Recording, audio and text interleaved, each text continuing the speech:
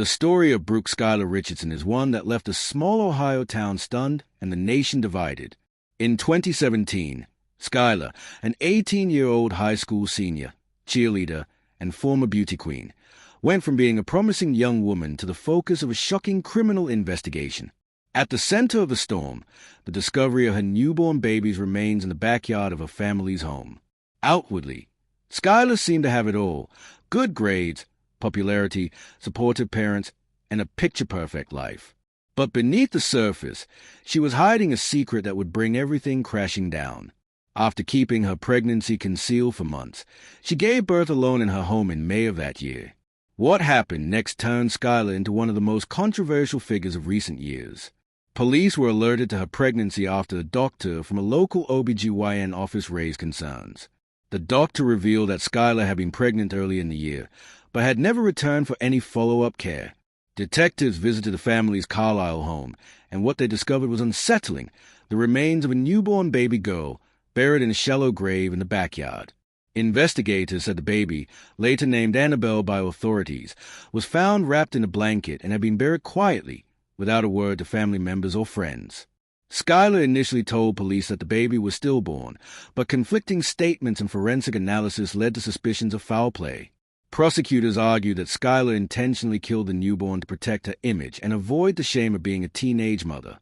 They alleged she gave birth, then either suffocated or strangled the baby before trying to burn the body and burying it. They painted a picture of a calculated act, performed in silence and secrecy. The defense told a different story, describing Skylar as a frightened young woman who struggled with an eating disorder, barely understood her pregnancy, and delivered a stillborn child alone. They said she panicked and buried the baby out of fear, not malice. The medical evidence in the case was murky. The coroner could not conclusively determine whether the baby was born alive or stillborn, and the alleged burn marks on the baby's remains were disputed. This lack of clarity became the turning point in court.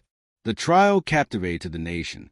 It was emotional and divisive, with some outraged at the thought of a mother burying her child in the yard, and others seeing Skylar as a tragic figure, failed by fear and silence. In the end, the jury acquitted her of the most serious charges, including aggravated murder, involuntary manslaughter, and child endangerment. She was found guilty only of abuse of a corpse, for which she received 3-year probation. Skylar's life was forever changed. Though she avoided prison, she was placed on strict probation terms, including GPS monitoring, regular reporting, and restrictions on travel. She went from being a beauty queen to a legally supervised felon, with her name forever tied to a deeply haunting case. Even now, the case remains controversial.